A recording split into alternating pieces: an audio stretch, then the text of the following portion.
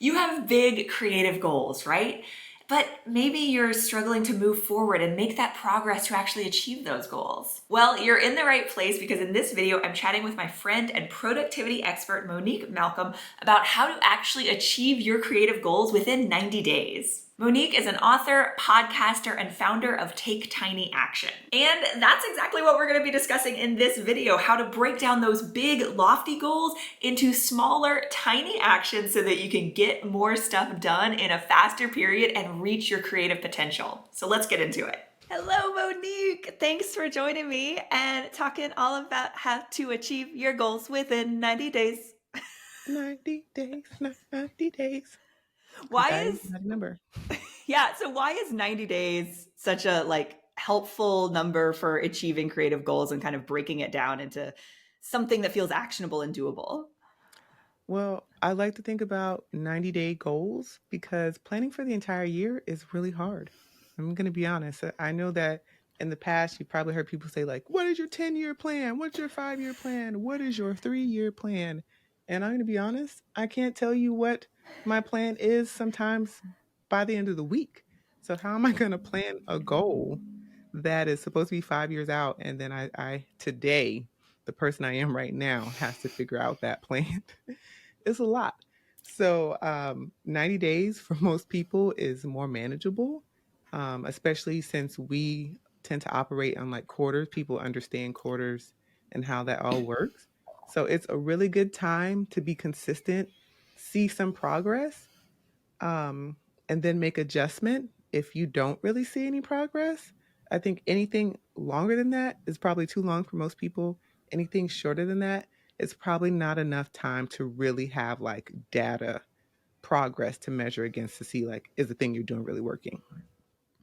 So, what's an example of like a really big project that you could break down to 90 days to make it to make like okay, so for example, I know that you wrote a book, right? Like Don't Let Fear Have All the Fun. And I know I've written a couple of books. They're tiny little things that I've written. But writing a book, no matter whether it's tiny or like the Great American Novel, is a huge project, It right? is. So did you write this in 90 days or did you break this down into like mini projects that were 90 days each? Oh, so that is a spicy question. So technically, it took longer than 90 days to write that book, but I also spent a lot of time procrastinating and like with writer's block. So if I had to be honest, I think I wrote the majority of that book probably in the last 6 weeks because I was just running out of time and I really needed to get it done. So I think that I could make the argument that it was done in 90 days over the course of like, I think it was 8 months that I wrote it, which is kind of terrible. I spent a lot of time procrastinating. But I I have heard people say that like they could write a book in 90 days. And I honestly think for my next book, I don't know. I feel like 90 days might still be too tight for me, but I think I definitely could get it done in 5 to 6 months just because I understand the process now and I would be better about it, even though writing second, third, fourth books, it still sucks. But I would be, I kind of know how to manage that. But going back to your original question about like a project that could be done in 90 days, you could do a book in 90 days. If you say wanted to write like a 40,000 word book and you committed to like for 2 hours or an hour and a half every day, I'm just going to write. I think that's totally possible to get that done. If I could think about a project that people would do in 90 days, I think like realistic, you could launch a podcast and like you could launch the podcast. It's not going to take you 90 days, but you could like have a 90-day project for your podcast where you planned it, you launched it, and you started getting data. And that would be realistic for 90 days. Yeah. And well, because that's something you're super experienced with, right? Like you've had a Mhm. couple of different podcasts. So you mentioned like launching the podcast would be 90 days. So then would there maybe be like a second podcast project that's like another 90 days after that initial launch? Like how do you kind of like use 90 days more than once? Yeah, so for something like a podcast, I wouldn't even I teach people how to launch a podcast in 30 days. It just kind of depends on how quickly you want to go. I think 30 to 60 days is realistic for a lot of people and like their time constraints. That if you took 60 days, that last 30 days would be like getting it out there and then gathering some data. So figuring out like how do you want to promote the show and how you want to get more downloads and stuff and kind of tracking that over that first 30 days.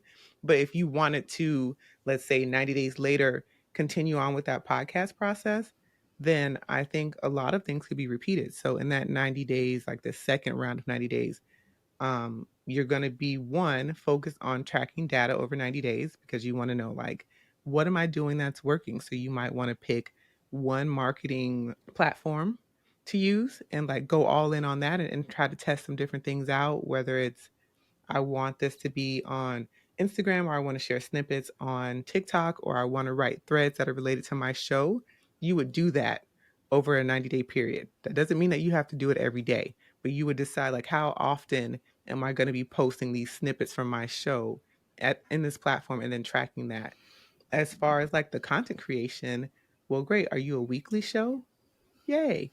Do you want to try to batch all 12 episodes for that quarter in maybe a week or two? Maybe you want to have one content week at the beginning of every month where you do all your shows for the month and then you kind of let that go. You get to determine the timeline for that. But if I had a podcast project that I was like trying to track every 90 days, like the thing that I was doing, that would be how I would break it down. Like, when do I want the shows to get done? And whatever data that I want to track. So whether it's downloads or how I'm marketing, getting guests, that kind of thing. Say that you're, well, I know we both are like super like multi-passionate creative people, right? And especially if we are working by ourselves, don't have like a big team, right? Like, can you talk about how you manage projects and like how you might like, recommend that people like us try to like self-manage projects like this, especially over the course of like a little bit of a longer period, like 90 days, and kind of keep track of all of those moving parts? Yes. So I have this hierarchy in my mind of like how goals translate into projects. So a lot of times when people think about goals, I feel like there's a lot of focus on the setting of the goal. So like I'm going to do this thing and it's going to be actionable. I'm going to get it done by X date. And that's great. But that doesn't actually help you get that thing done. It just gives you like a container for like when it needs to fit into. So for a goal, you set your goal and then you turn that goal into a project or maybe several projects. It's going to depend on what the goal is. So if we're going back to the podcast example, the goal of launching a podcast within 90 days, great, that's the goal. There's a bunch of projects in that. You need to plan out your show basics. So what is the podcast going to be about? That could be one project. So just figuring out what am I going to talk about? How often am I going to be publishing? Am I going to have guests? What is the vibe of my show? That's a project. Then you might have creating like your podcast branding. So that could be a different project. You need to think about cover art. Do you want to have intro music? Do you want to like how do you want to have templates that you use that are branded for social media so that when they show up, people know like this is so and so's podcast. That could be a separate project. If you have guests, coming up with a process for booking guests and making sure that that's seamless, that could be a project. Actually recording the audio, those are project that or like that's a project. So you go from goals to your projects, and then from your projects you go down one more level to tasks. So what are the tasks within that project? If your project at this moment was like coming up with podcast branding, so the task might be getting photos done if you want to be on the cover of your show. You're going to have a project for like actually designing the square.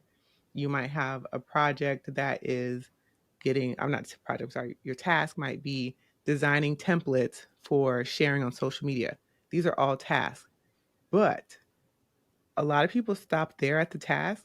I think those are still too large. I go down one more level to the tiny actions because those are like the individual pieces in that task. So, an example I love to give to people when it comes to podcasting is When somebody tells me I'm going to record a podcast, I always ask them, what do you mean? Do you mean that you have already planned out the episode, it's been outlined, everything's ready to go, and you're going to hit record and you're just going to literally only record and be done? Or does recording that podcast mean you need to outline the points that you want to do?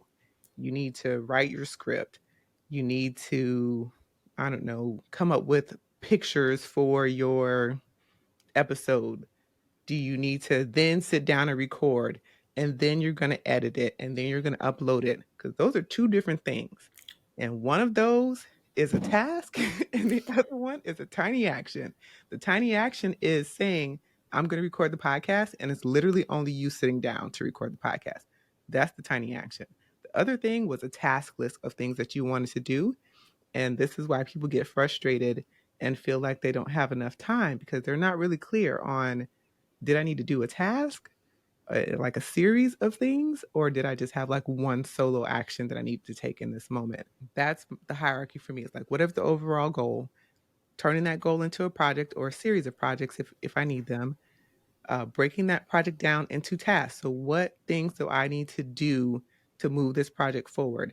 And then from those tasks, breaking them down into even smaller steps that I can check off, outlining the podcast show, writing my script, recording the episode, editing. Those are all smaller actions. So that's how I look at it. Okay, speaking of spicy topics, so because I know whenever the topic of like tasks and project management and all this stuff comes up, people, especially multi-passionate creatives, especially like I know you have ADHD, for example, right? And some of the people I work with also have ADHD, and I know for those of us that are have a lot of big ideas, there's always this question of what software should I use to manage all my tasks, right? Like, what's the best productivity software? I don't have a definitive answer to that, because I believe that you should answer that question by thinking about, how do you need to process information? I have used pretty much every project management software under the sun. I think that you should think about, how does your brain process information? So for me, I'm very visual, and I need to plan in a certain way, and then I need to put it into a digital format, and I need it to look a certain way for it to be useful to me. Otherwise, it's just going to be a list of stuff in the digital cloud that I'm not going to use. So I like to plan on paper first. It sounds redundant. People are like, you're wasting so much time, but I literally cannot plan directly into my computer. My brain won't let me do it. I have to write things by hand to process on paper.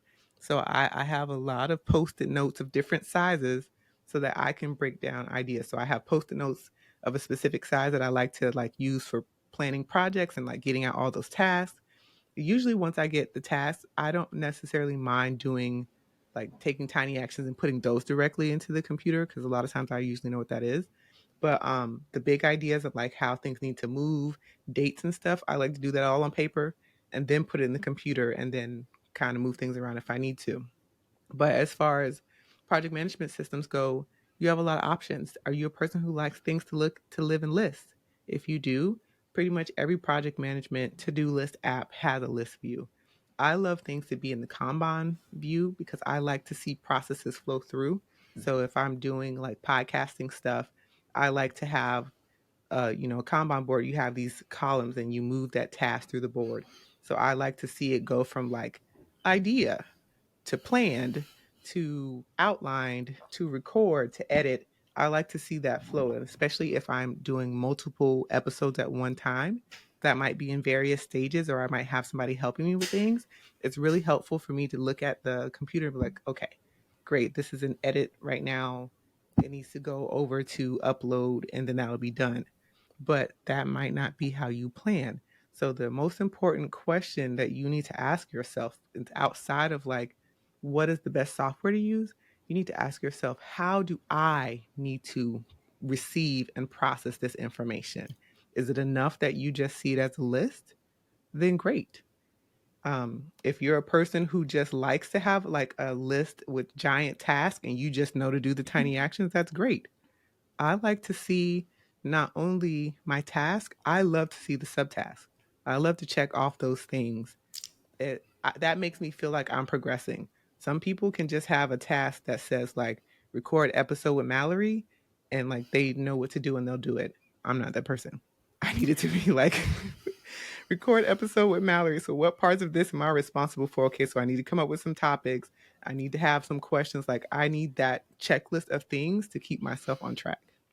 Yeah. Yeah, I think it's so important to like, yeah, have that sort of self-awareness about what your own brain and systems need, right? And know too that like even for individuals, like for me, that's changed over the years. Like you were saying, you've tried a bunch of different software tools in different ways. And like I go through phases where something that used to work for me doesn't work for me anymore because things in my life have changed. And I also like to use a mix of things. Like for a lot of those tasks and tiny actions, I tend to prefer a list view and have like subtasks and sort of like listed out. And I use a lot of digital tools because I like to add visual things like emojis to kind of cue my brain quickly about like what the thing is related to. And so that I can capture those ideas on my phone, right? Because I'm like constantly coming up with ideas. So I need a way to capture them so that they're not like rattling around in my brain. But Mm-hmm. like you were saying about the Kanban and like those sort of like column views, I actually do a sort of analog paper version of that for my YouTube videos. I have a big poster on my bulletin board over here, and I use Post-its for like, so there's a Post-it for each individual video topic, and I kind of move them where it's like, okay, I'm scripting this one. This is the next one I want to record. I'm recording this one. I'm editing this one. And then this one is like post-production stuff, right? So yeah, it's figuring out what works best for you. And you hit the nail on the head with saying like things will change over time. That's another reason why I don't like to give people like a blanket answer of like you should do this. I'll tell people what I use. Like at this moment, I'm using a combination of post-it notes, ClickUp, and Notion. Um, and neither of the digital tools am I loving right now. So I actually am thinking about just going back to paper for the moment because there's just times during the year where writing things by hand just is faster and it's more effective for me. And then there's times in the year where maybe there are a lot of moving parts. Like right now, I don't feel like I have so many moving parts that I couldn't just manage it on paper. But there are times where I have deadlines and I have like things that I'm trying to make sure that I stay on top of. I want to put all of that into a digital system so I can be reminded and I know what's going on. But like you, I love having an analog Kanban board. I actually have a whiteboard on my closet door, and every so often, I feel like at least once a year, I draw up a Kanban board on there and I just do everything with post-it notes because I don't know, for whatever reason, like the digital systems, they create a lot of noise.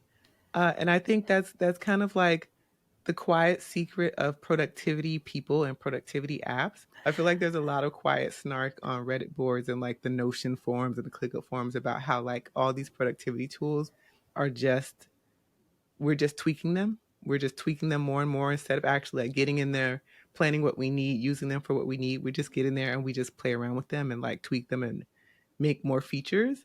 And so I feel that. I feel that from time to time, like I live in that space. And so when I find myself there, I'm like, all right, well, you need to go back to paper because this is not working. Yeah, because at some point that stuff can just become another form of procrastination and can prevent you from actually achieving those goals, right? You Pretty actually have much. to take the tiny actions. Pretty much, because I mean that's at the end of the day, we have all these productivity apps because we have this idea that we could be doing more and we could be like more organized and really out of our own way if we had this app to make things easier to recall the information, to remind us of the thing. But I feel like there's a scale, right? There's a point where it does that, and then there's a point where it tips and it's like it's not doing that. That's my complaint with Notion. I feel like somebody's gonna be mad in the comments about this. And the thing is, I get it. Notion can be so aesthetic and so beautiful, but man, can you really like tip the scale into like this was really helpful to this is taking so much time. Well, so I know that you work directly with a lot of creatives to help them achieve their goals and help them figure out how to like be productive in a way that works best for them, right? Can you tell people how they can get in touch with you, how they can work with you, all that good stuff? Yeah, so if you like my brand of productivity snark, um, you can find me on my website at taketinyAction.com. It's super simple to find. It's spelled exactly like it sounds, no weird spellings or punctuation.